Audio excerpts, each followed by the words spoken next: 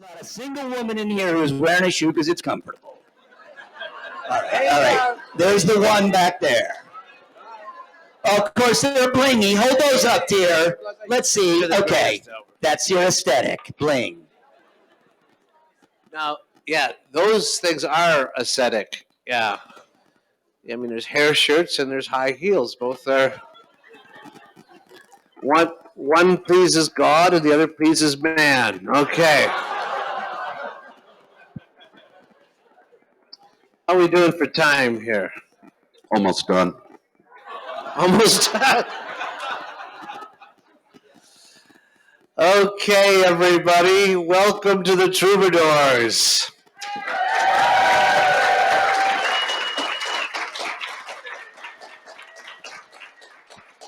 For those of you who are unfamiliar, we'll give you just a very, very brief background of how we came to be. We can most of the blame goes to Daniel Kerr, but actually It was William. well, that's what I was going to say. Oh, I mean, you can keep interrupting. That's fine. Sure. You will. I rarely interrupt. Most of the blame goes to Daniel Kerr, but it was it was William. Yeah, it was William. So it was during the COVID, and the five of us got on a Zoom call together, and William was kind of weepy and all puppy-eyed, and yeah, he's about, and he says, I miss you guys. I miss you guys, and we miss you too. Yeah. And you could tell an alternative version of it, but the reason he missed us is because earlier, If it was a Zoom call, it was taped. The Chinese have the. right? We could look up the Zoom call, but earlier, because the reason we Zoomed is because Daniel Kerr had created an event in Fort Scott, Kansas, where he lives, and the first event actually didn't have a name. It wasn't yet called the Prairie Troubadour, but it was later given that name. In fact, I think the first one was called the Prairie. it wasn't. It wasn't. Dan? Yeah, it wasn't. Yeah, it actually was. No. Yeah. No, he actually false memory. False memory. Yeah, and this happens with you guys a lot. You don't remember things right. Yeah, but by the second Some counselor meeting, has planted that false memory in his. Yeah. the actual Prairie Troubadour himself was Dan Kerr's father, who went by the name of the It was in honor of him. And he said that he was known as, in small letters, the Prairie Troubadour. But there's nothing about the event itself that was called the Prairie Troubadour. And then we later gave it that name. The first one was actually about Islam, as I recall, our first one, yes. But the five of us in one version or another were, and it was very much like a Chesterton conference, the same joviality and, true intellectual grit that we experience at a Chesterton conference. But then instead of taking Q&A after each talk, we would end with a big Q&A session. It would be us up on the stage insulting each other. And then it was that effect that you were trying to recreate when you Zoomed us. I missed insulting you. Yeah. And yeah, I know. I remember how. And so we created what we called the Troubadour Summit. So we called ourselves the Troubadours because of the Prairie Troubadour, and we had this summit for the plague, or what do we call it? The pestilence. The pestilence, yes. The Look, pestilence. Things were grim and bleak back. Do you remember in March and April and May of 2020? This was a dark time, folks. They're worse now. Yeah, they are, but things felt like the ceiling was closing, the walls were closing in. And it was Dr. Fahey's idea, actually, to meet weekly. We set a time. It was Tuesdays. That was not an accident. It is alliterative with Troubadours. So Tuesdays with the Troubadours. It's kind of alliterative. Yeah, it's alliterative. Not Wednesdays with the Troubadours is not alliterative. Yeah, it's not an alliteration, Chris. Wednesdays with the Did you study Troubadours. English at Rice? What do they teach you at Rice? Troubadours. And you can't go. You go to Thursday with the Troubadours. Hey, look, we did it every Tuesdays week. with the Troubadours. That would be. Oh, that would have been cool. We did it every week, and then we scaled back We to did every it every month. week. Yeah, we did. For the first 5 weeks. Because we we each every took- week. How the hell did we have time for that? Because there was nothing else. Nobody was doing happening. anything. You There was couldn't go nothing. anywhere. Yeah. So It yeah, was Lent. It was Lent. Thank you. There was so we nothing were- going on. How So could we make So other people watched it for penance. Yeah. the penitential season. People, So people saved their souls. 2 years later, here we are. Yeah, and 2 years. And then after Lent ended, we just said let's keep it going on a monthly basis, and there we are. But it started with each of us taking one night and giving a talk, and then the others just ripping it to shreds. That was how it was. But it has continued on an almost monthly basis since then, and we arranged it so that we could do our Tuesdays with the Troubadours On Friday Friday. night. Yes, that's here we are. So here we are. We're this month's segment, and we decided to do. That's a fricative. By the way, I By think the this way. is the most people what? that have ever watched it. Friday's it's a fricative. That's a It's a fricative. fricative. Fricative? Yeah. You What's a ever- fricative? it's It's a device in It's a poetry. sound. Or anything with a f sound is Yeah, a fricative. it's not a plosive. It's a fricative. Okay. Fricative. So Thank a fricative, it's Friday. we're going to do poetry tonight. Each of us is going to read or recite a poem, and then there'll be a very brief reaction to it. Very brief, because we're going to stay on schedule. I'm going to fulfill my usual duty of making sure we stay on schedule. Can we have a vote? No votes. By the way, this is my conference. Define, Okay, all right. So define schedule. schedule is when it's over, I will tell you. Okay? All right. So we're going to start tonight with the one who never gets to start because he's always so good. We always leave him till the end. Instead, we're going to do the best one first, and then if anyone's still here after that, then we'll do the second one. But we will begin with the president of Thomas More College of the Liberal Arts, William Fahey.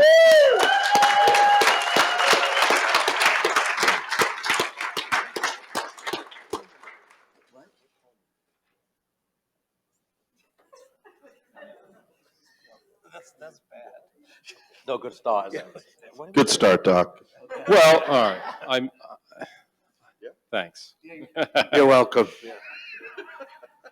I never really prepare, which is why I like going last.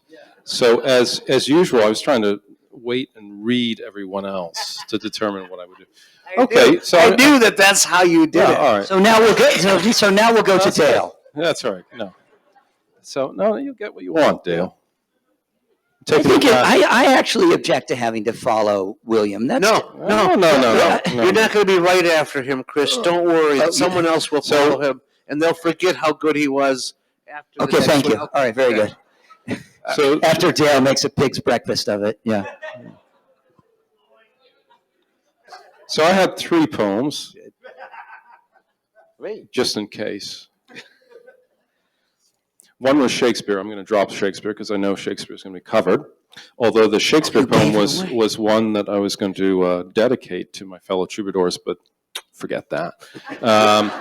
I'm pretty sure you. No, it's good. I'm pretty sure mine is not yours. Maybe I'll follow up.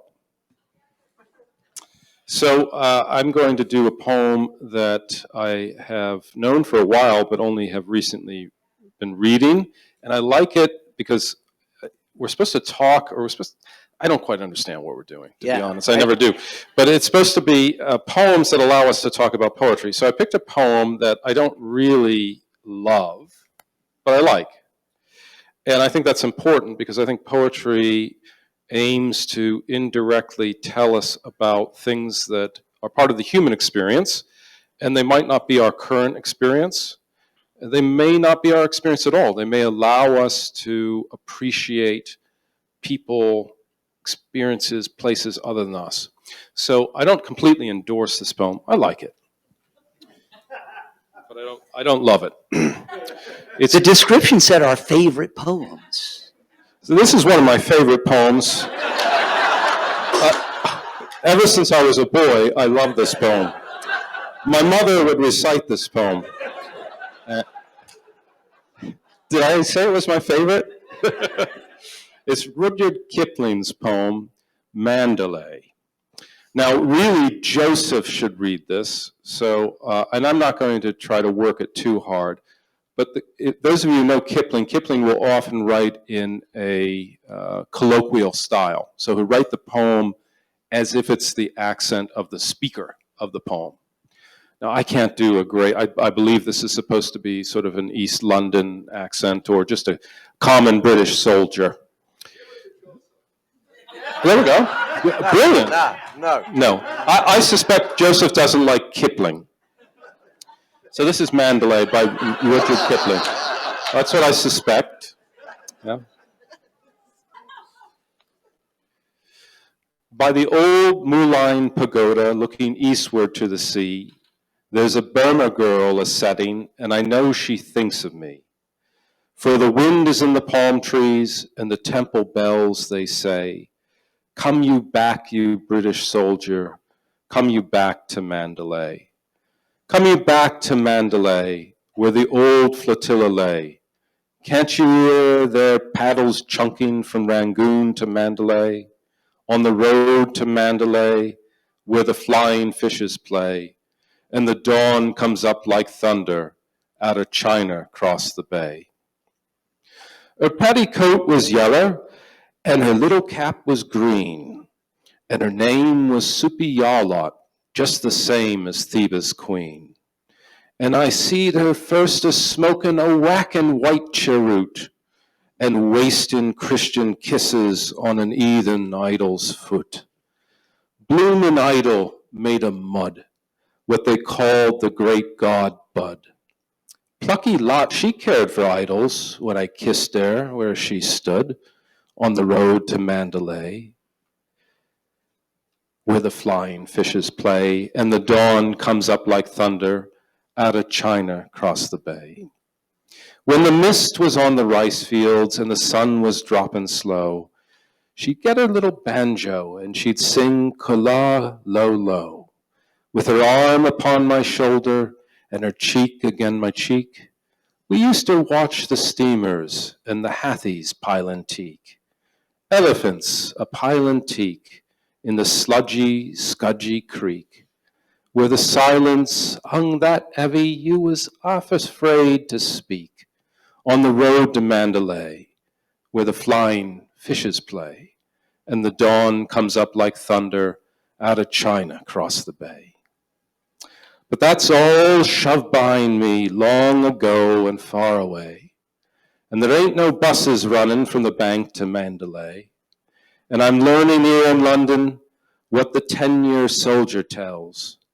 If you've heard the Easter calling, you won't never eat naught else. No, you won't eat nothing else but them spicy garlic smells, and the sunshine and the palm trees and the tinkling temple bells on the road to Mandalay, where the flying fishes play, and the dawn comes up like thunder out of China across the bay. I am sick of wasting leather on these gritty paving stones, and the blasted English drizzle wakes the fever in my bones.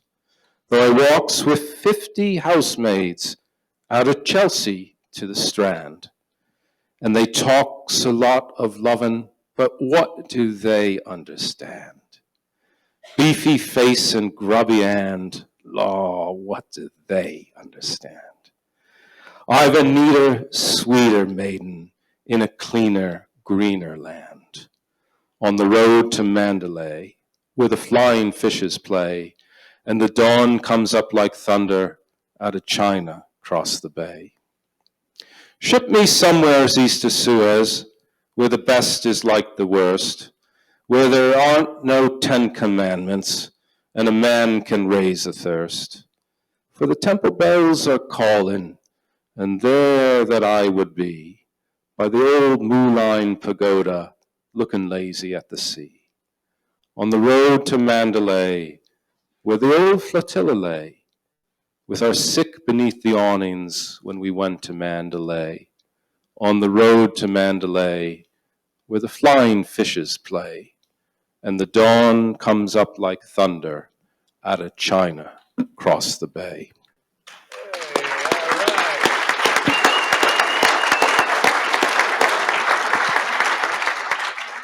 William, that was the best Cockney accent I've ever heard in my life. I thought for a moment it was Joseph reading it.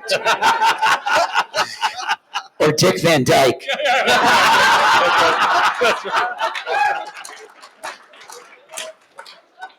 In the afterglow, I'll sing Chim Chimney for you. Well, next we're going to go to Mr. Daniel Kerr. All right. Maybe two poems. So I might be a bit of a literalist, but I seem to recall reading in the syllabus, as it were, that this was to be a discussion of poetry as entertainment and consolation. Sure. Yeah, okay. But then the theme of, yeah, okay, thanks, that's helpful. So, I think you're overthinking it. yeah, but the That's theme, what the marketing department came up theme with. is, yeah, okay. The theme is conversion of this conference, is that right? Yeah. Okay. So, two short poems to follow that. It wasn't a really long poem, but it was a poem of some substance and length. So I'm going to first recite what I think is about the shortest poem in the Western canon. And it also happens to be probably my favorite. 4 lines. O western wind, when wilt thou blow? The small rain down can rain. Christ, that my love were in my arms, and I in my bed again. That's it. Now, How long did that take you to memorize? A long time. Yeah, no, you're on to me. So who's the poet? Written by anonymous, prolific poet. And But look, anonymous. one of the things I like about poetry is that it is a kind of condensation of language, a focus and concentration and a condensation of language. And so that's part of what I love about that poem is it's only 4 lines, and yet, to me, it expresses just about everything there is to express in poetry, which is, well, let's think about conversion for a moment.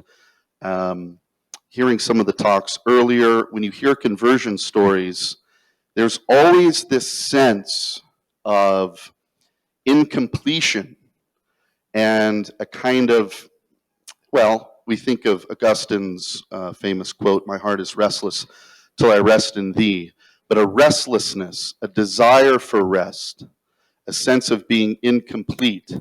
And what I think is a kind of nostalgia. And the gentleman who talked about the, right after lunch, talked a little bit about nostalgia, the longing and the aching, this kind of pain that one has for home, right? And I think that nostalgia is really at the heart of any conversion story. We're all aching for home. This is what I remember and liked about, particularly about what he said. He quoted Walker Percy, and some character from a Walker Percy novel said, when asked how long he'd been homesick, he said, "I've been homesick all my life." Well, I've been homesick all my life. I think all of us have been homesick all our lives to one degree or another. And that is really what drives conversion, is the aching for home, the aching for rest and for completion.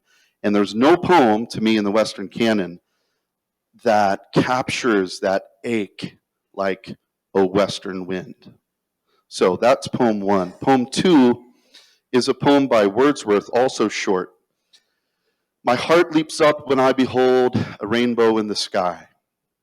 So was it when my life began, so is it now I am a man. So be it when I shall grow old, or let me die. The child is father of the man, and I could wish my days to be bound each to each by natural piety. Now, this poem, also a short poem, thank you.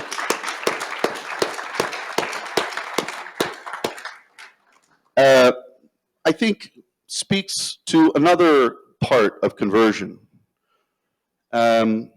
which it seems like in most conversion stories, there's a moment in which the protagonist in the story reflects on his life and the path that he has taken and begins to read his life like a bit of a book. And when we do this, I think what we're doing is we're reading the book of providence and how providence has been maneuvering in our life. And this poem to me is a poem about wonder, curiosity, as it was called earlier this afternoon. I like to call it wonder. And it's also a poem about how, the key line in this poem, the child is father of the man, really speaks to how the events in our life, especially when we are young, they don't quite determine, do they?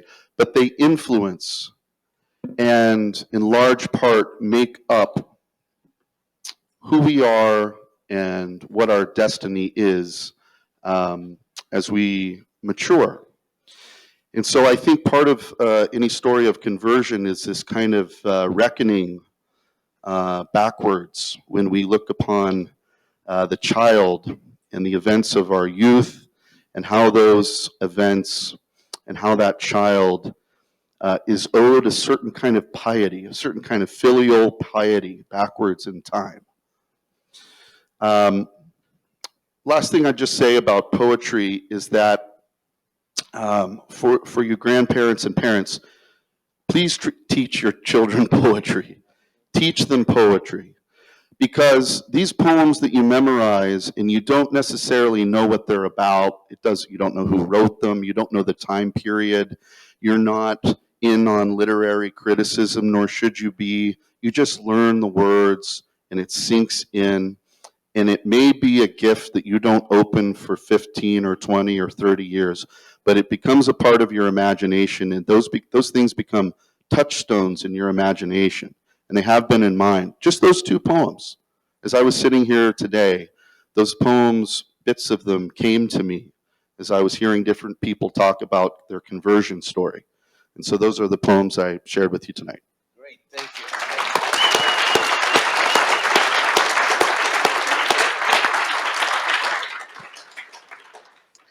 Well, I'm going to go next.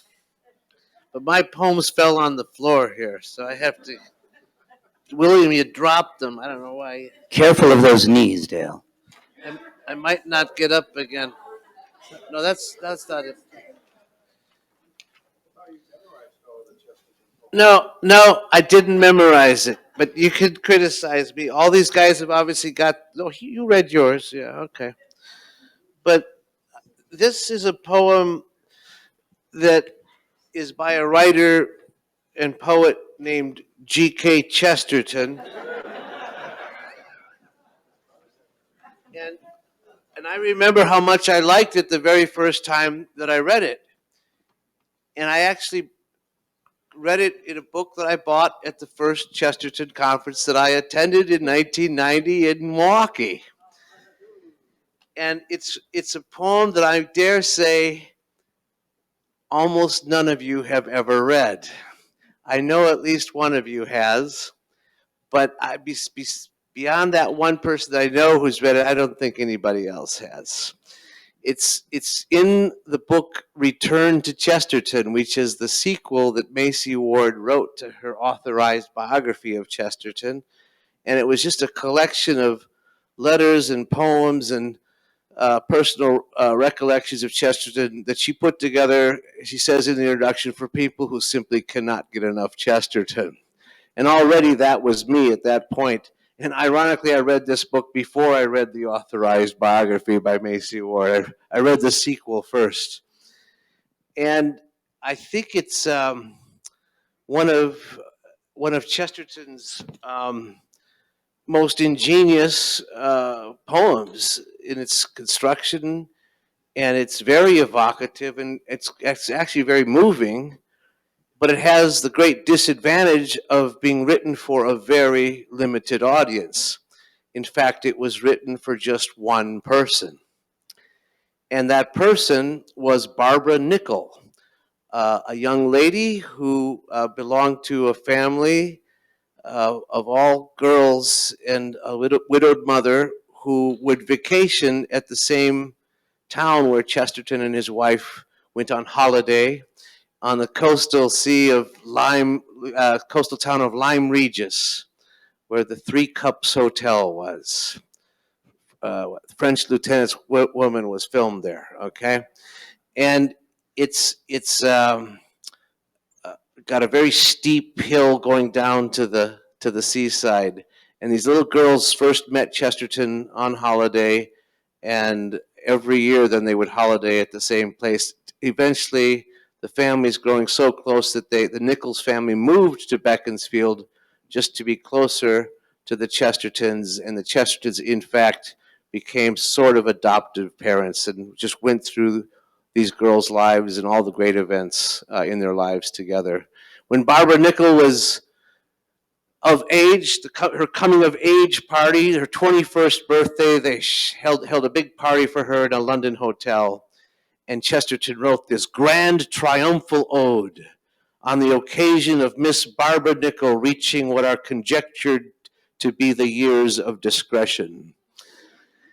And it starts out with just kind of a lovely picture of Barbara and her sisters dancing along the seashore when he first knew them when they were young. But then he switches mode and starts making a bunch of plays on words of places where they've been together and where they've lived together. Bournemouth, another seaside town, much more commercialized, and Beaconsfield and Burnham Beeches, which is a town next to Beaconsfield, and both refer to the beech tree. And the Nichols, they lived on Candlemas Lane, and so that's referred to. And then there's plays on words on Barbara's name, and of course St. Barbara is the patron saint of artillery. This is for really, this poem is for Chris Check here. But then so it gets all grand and just high praise that is just over the top praise in honor of this young lady, shouting out like the artillery. But then it really ends with him going back and seeing those little girls again, dancing along the waves, and it just switches gears again. So here's the poem you've never heard. The crier is crying in Lyme of the King. Lost, stolen, or strayed is a strange little thing. The child that rolled down our steep street to her play. The child that is changed and transfigured today. I will ring to the seagulls that dance in their play. For the girls that go dancing away. She's gone up to town in 3 skips and a hop. But hold, but halt, but stop, but stop, but stop. In English odes, the rule for him who rhymes is change the meter 6 or 7 times. Lo, Bournemouth mourns, that bourne to which no traveler of sense returns, that in its 10 miles of hotels, all made of gilt and plush and ferns, is not kept the feast that we keep.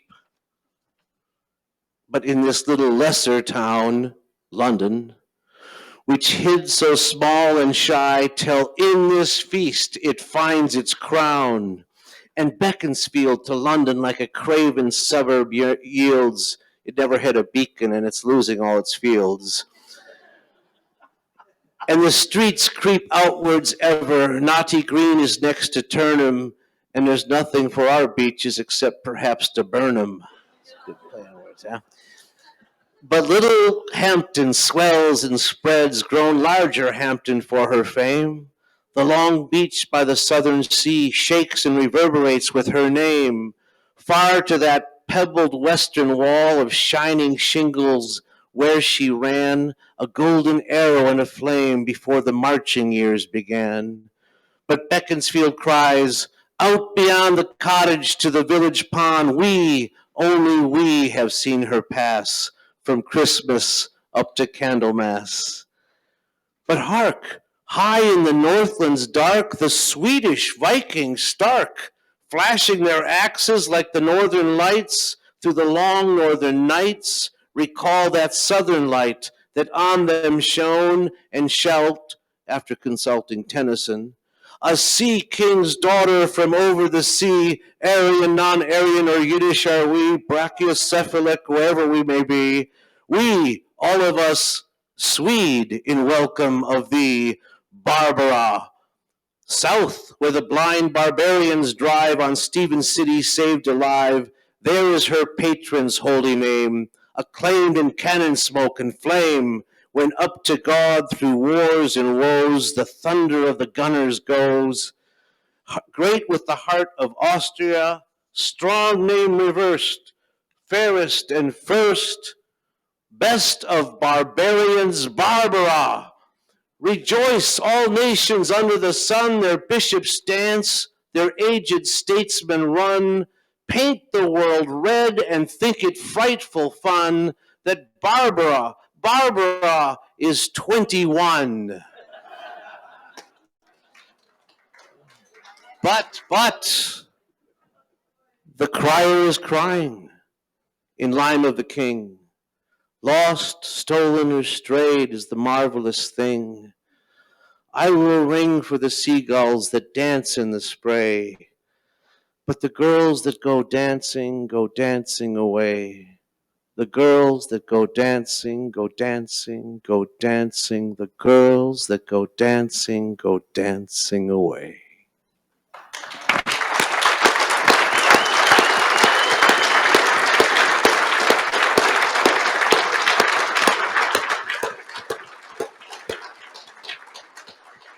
So after the patron saint of artillery, we must go to the man who ran the artillery in the army, Major Christopher T. The army? Yeah, no. The army? Oh, what? Oh, so you were in the Boy Scouts?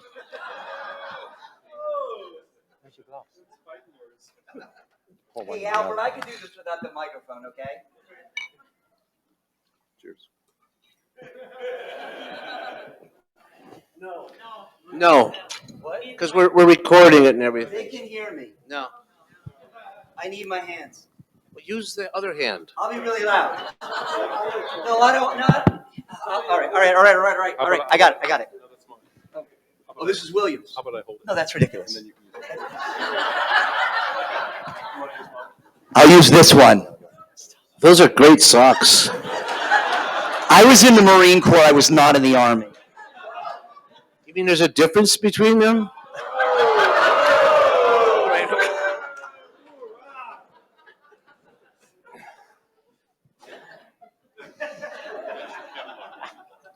Don't dignify that. I picked this because I think there are some folks here maybe who don't read poetry as a habit. And I wanted to suggest a very base motive to read poetry. And it's, if you do, and you make a regular practice of it, and if you memorize it, your prose will get better. Now, I understand that's instrumentalizing poetry, and that's not the best reason, but it's a good reason to start. And I mean, I can suggest after some examples from this, but the poet is confined, as Dan observed, to the art. Well, not today, but I mean, the formal poet is, And it's good to confine our prose. Word choice, syntax, alliteration, assonance, parallel constructions. These things are in full relief in a poem. And I think of people who have a really beautiful prose style, and it's because they spend a lot of time with poetry. No, I'm not pointing at Dale. G.K. Chesterton. That's what I was going to say. Yeah. But I mean, in our own age, somebody known to all of us, Tony Esolen. He has a very lyrical prose style. Well, why? Because he spent a ton of time with Beowulf and that other Italian guy. The other Italian guy. Beowulf's an Italian. Oh yeah, that's right. Dante. That's new to me, I tell you. That's imperialism, right? You claiming Beowulf?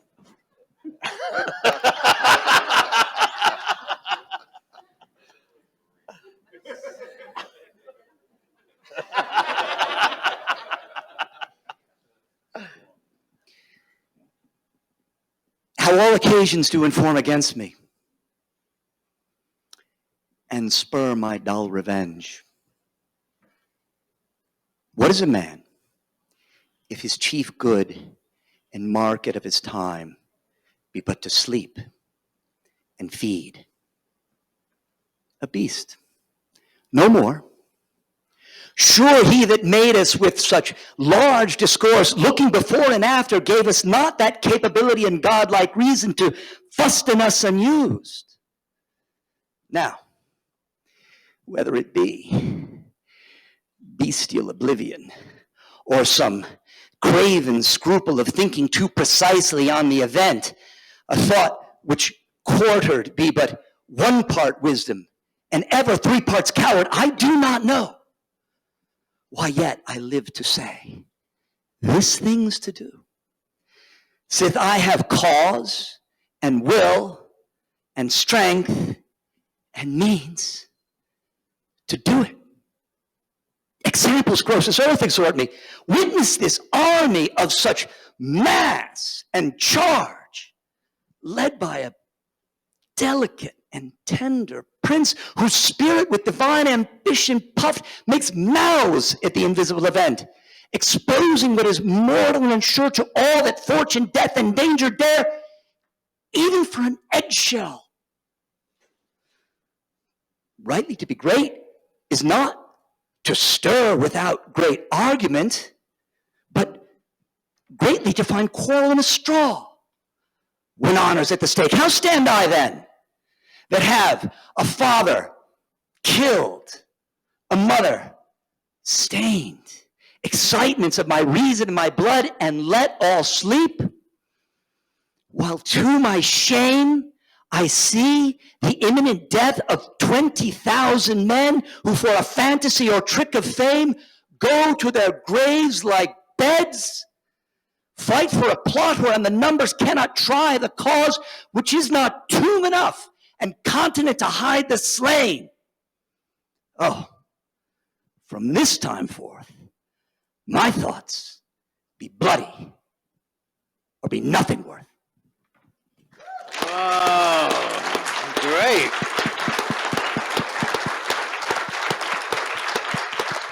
Great.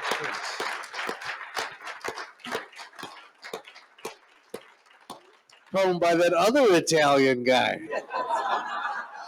By the way, Christopher, your Cockney accent's much better than his. That was actually a Danish accent. Danish accent. Yeah, Danish Okay. accent. Well, I think by process of elimination, our final poetry recitation will come from the man who comes from the country where poetry was invented. And so I give you Mr. Joseph. He's Greek? Pearce. Yeah. Joseph, you're Greek? I'm not Greek, but Homer was English. so was King David, it turns out, too. I just, Okay, Dale will be pleased with me because I think what poem can I speak about? By the way, it's going to be impossible to follow Christopher Check there, so I'm not even going to try. That was absolutely marvelous. Thank you, Christopher. You were worried about following Fahey. That's what's so funny. Yeah, with that. I mean, it's difficult following Christopher Check. It's more difficult following Shakespeare, and it's very difficult following Christopher Check doing Shakespeare. So I'm in trouble here. But who cares? I decided to pick my favorite poem by G.K. Chesterton. It's the Chesterton Conference. Why not? So I thought I'll do that. And to me, people ask me what my favorite Shakespeare play is, and if it's Tuesday, Thursday, and Saturday, it's King Lear. It's Monday, Wednesday, and Friday, and Sunday, it's Hamlet. So thank you for that. But with Chesterton, it's either normally Lepanto or this one. And this poem is a mystery. And I've spent a lot of my time with Chesterton, and certain things about Chesterton are mysterious. The Man Who Was Thursday is mysterious, right? And I've spent enough time with it, I've cracked it, I think. But it took a long while. But this poem, every time I come back to it, I haven't cracked it. And I looked at it again on the plane today to try to get deeper. Still haven't cracked it. So the thing I like about it is it's a mystery. So I have a theory about it. That's all I have, because I don't know that anybody. If you have no more information, let me know. But you said that the poem was written for Barbara Nickel, for one person. I think this poem was written for one person. And I think the reason it's a mystery, it wasn't written for a public audience, it wasn't written for us, it was written for one person. And I think it was written for Frances Chesterton. I think it was written for Chesterton's wife. I think it's a love poem. And I'm guessing it's a love poem written before they were married. But I don't know that. It's like a mystery story, right? Someone needs to solve these problems. But this is Chesterton, who's in love with a woman. One woman, and it's his only woman that he intends to marry and expects to be married to for the rest of his life, and knows that she's the sort of woman that will be the same. That's my belief about this, but it's really not settled. And I could say more about it, but I'm just going to read it. So it's called The Strange Music. Other loves may sink and settle. Other loves may loose and slack. But I wander like a minstrel with a harp upon my back. Though the harp be on my bosom, though I finger and I fret, still my hope is all before me, for I cannot play it yet. In your strings is hid a music that no hand hath e'er let fall. In your soul is sealed a pleasure that you have not known at all. Pleasure subtle as your spirit, strange and slender as your frame, fiercer than the pain that folds you, softer than your sorrow's name.